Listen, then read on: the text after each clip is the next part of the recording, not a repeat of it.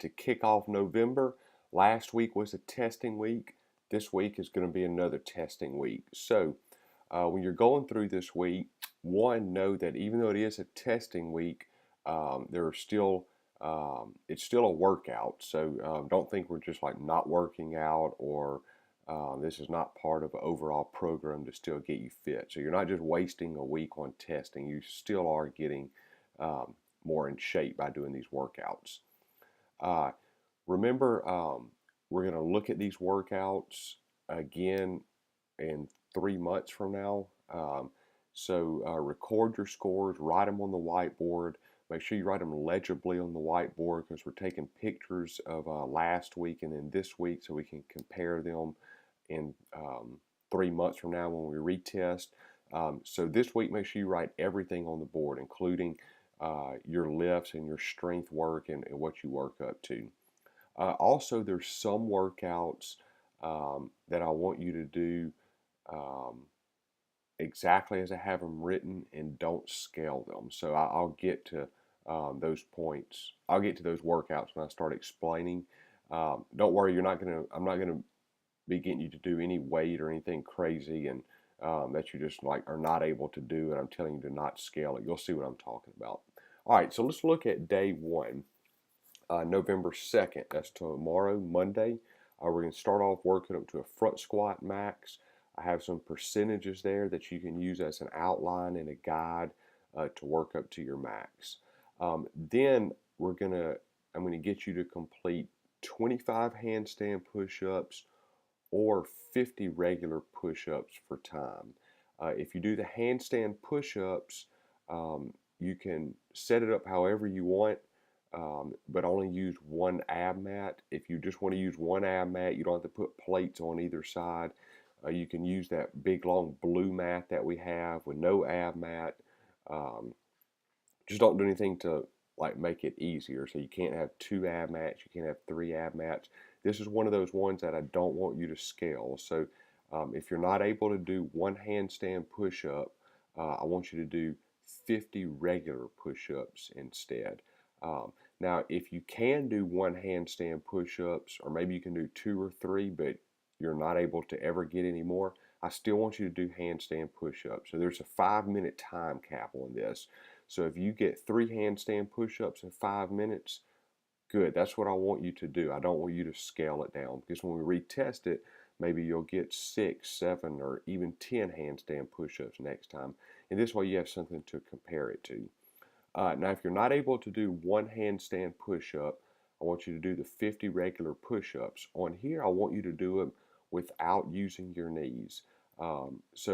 If you just absolutely can't do one rep without using your knees, then uh, definitely you can go ahead and scale and use your knees. But if you can do even one rep without using your knees, I want you to just do one rep. If you go 5 minutes, you hit your time cap and you've only done 2 or 3 reps, like that's fine. That's the score we want you to put down. And then finally, to end the day, we're going to end it with a 500-meter row. Now, anybody that's rode 500 meters knows it's a very, very tough workout, even though it's pretty short. But trust me, if you haven't just sat down and done an all-out 500-meter row for time, even though it's only going to last, even though it's going to last less than 3 minutes for most people, uh, it's very, very tough, and it's something that you do not want to miss if you're looking at improving your fitness. On Tuesday, we're going to deadlift. Um, Same percentages there for as far as working up to a max deadlift. I made a note there that says if your back does not stay flat, it doesn't count. So if you start rounding your back to get the weight, that's not going to count. We want you to do this with perfect form.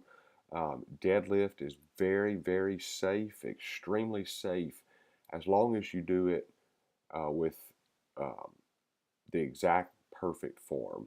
Once your form starts to mess up, your back starts to round, it's like that's when it is no longer safe. Then we want you to work up to a 1 rep max weighted pull up. Now, we've never done this at our gyms, and so we're kind of like playing around with it here. Um, If there are dumbbells available, you can put the dumbbells in your feet. You can put weights, like the actual plates in between your feet. We may have a belt that you can use that to put the weights on it. You can hook dumbbells in between your feet. This is not going to be perfect as far as testing, because I know the weights slip out. You may not be able to add up to your exact weight. But let's just see what we can do here. Just keep in mind it may not be perfect, and that's okay. This is the first time we've done this. We just want to see how it works. Maybe from here we'll kind of figure out what we need to actually truly test this, what kind of equipment we may need. Then you're going to complete for time 21, 15, 9 kettlebell snatch and box jumps. On Wednesday, we're going to start by testing your vertical jump. We did this one time a while back, maybe 2 years ago, but you're just going to stand up against the wall. The coaches, and we may get some of you in class to help us measure this. You're going to stand with your side against the wall. You're going to jump up as high as you can and just touch on the wall, and we'll mark it. And then we'll have a tape measure there to measure your height. You get 3 attempts, and those attempts are not all at once.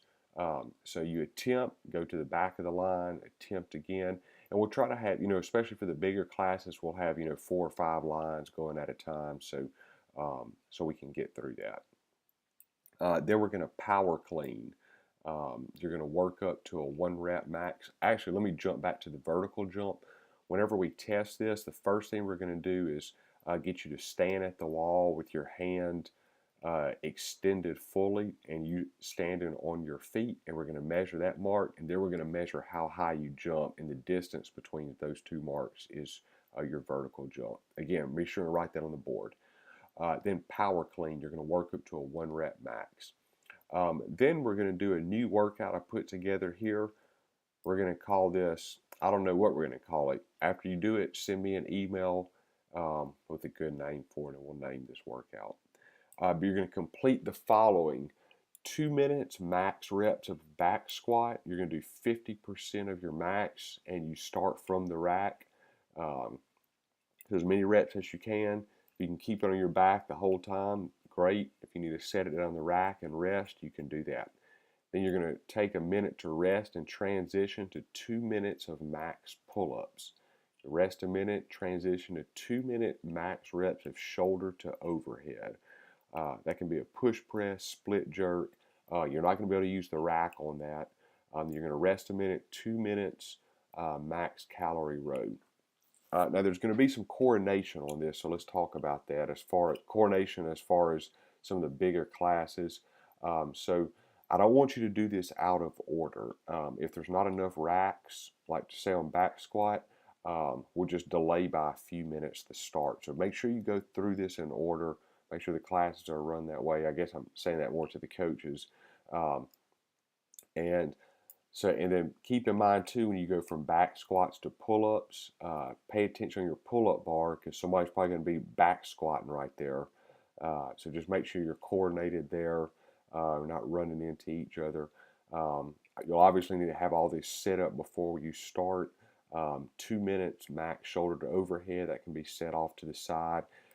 If you're partnering up with somebody, meaning like if somebody's delayed right behind you, you can share the bar. So if we have delayed starts, we don't need a bar for everybody because we'll be sharing.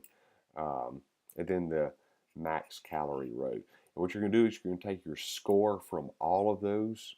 Total reps plus calories is your score. On Thursday, if you missed anything from Monday to Wednesday, I want you to make that up on Thursday. If you've done everything, then we have a partner workout, 2,000 meter row, 50 box jumps, and a 2,000 meter run. Only one partner works at a time, including the run.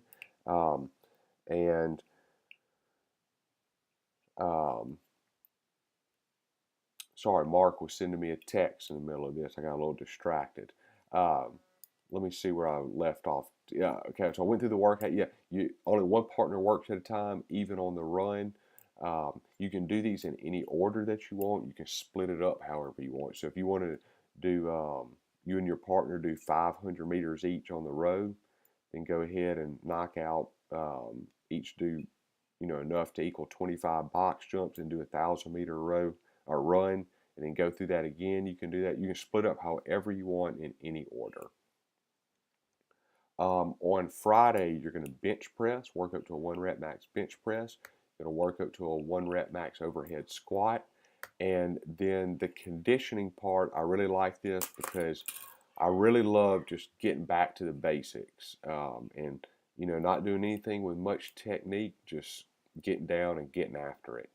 So here we're going to do 7 minutes of a 100-meter sled pull, push-ups, 12 for guys, 8 for ladies, and then 200-meter run. As many rounds as that as you can in 7 minutes. Ideally, this will all be done outside. And then on Saturday, this is going to be our last Saturday like this where we're making up from earlier in the week. So anything that you missed during the week, we're going to make that up on Saturday. If you have come every day during the week and you still want to come for a 6th day on Saturday, come in here and the coach will have a workout. We'll put together a workout for you. All right, have a good week.